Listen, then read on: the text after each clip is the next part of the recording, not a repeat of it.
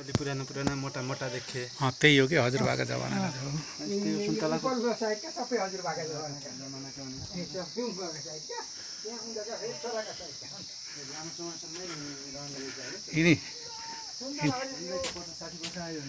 यिनी हजुरबाको जमाना यता हामीले खाइयो नि त त्यही भएर भनेको हो कि भन्दाखेरि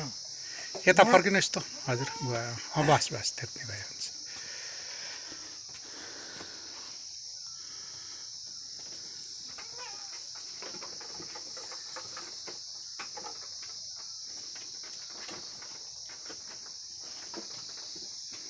यो करेली छैन अहिले